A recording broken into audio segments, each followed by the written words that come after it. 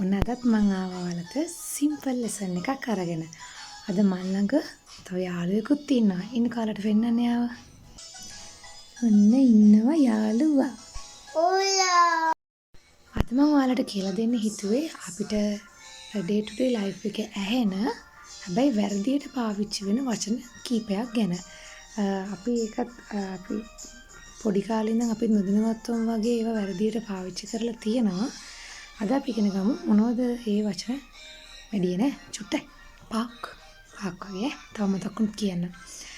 ඔයගොල්ලෝ අහලා ඇති ඔය පරණ අපි කතන්දර පොත්වල එහෙම කියවද්දි වයර්ලස් එක කියලා කියනවා. ඇත්තට මොකද්ද මේ වයර්ලස් එක කියන්නේ? ඔය වයර්ලස් එක කියලා කියන්නේ ඔය ඉස්සර කාලේ පෙකිවල තිබ්බ අර පරණ රේඩියෝ එකට. ඒකේ වයර්ලස් නෙමෙයි ඇත්තටම වචනේ වයර්ලස් කියන එක. ඒ කියන්නේ වයර් නෑ කියන එක නෙවෙයි. වයර්ලස් එක තමයි ඔන්න වයර්ලස් කියලා කට්ටිය කතා වෙන්නේ.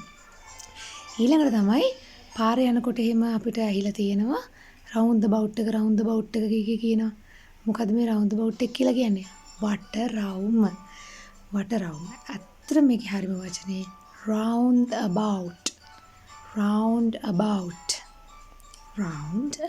ඒක වටේ යනවා කියන එක තමයි ඒකේ අදහස. ඊළඟට තව එකක් ඔය අපි ගෙවල් හදනකොට එහෙම අහලා තියෙනවනේ බවුන්ඩේෂන් දානවා. බවුන්ඩේෂන් එක. එහෙම කිය. ඇත්තටම ওই බවුන්ඩේෂන් කිය කට්ටිය කියන්නේ මොකද්ද? අර අපි ගෙදර මේ බිත්ති නගන්න කලින් අර පහලින් හදන පදනමටනේ කියන්නේ ඔය. එතකොට ඒකේ හරි වචනේ තමයි ෆවුන්ඩේෂන්.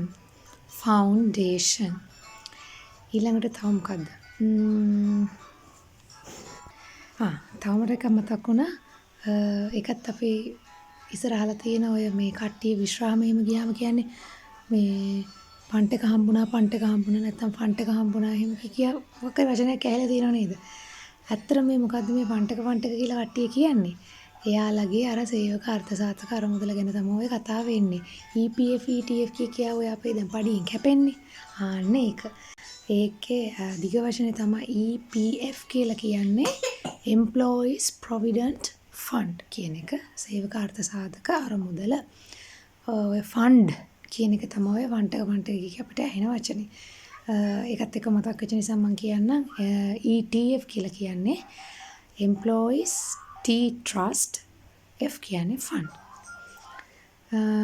එතකොට අපි දැන් අද වචන පහක් තිබ්බද? මොනවද? wireless roundabout අනිත් මොකද කිව්වේ? foundation ඊළඟට ෆන්ඩ් එක. තව එකක් තව මොකක්ද මතක් වුණොත් ආයි කියන්න. ඔයාලත් ඒ වගේ දන්න වචන තියෙනවා නම් පහලින් කමෙන්ට් කරන්න. බයි.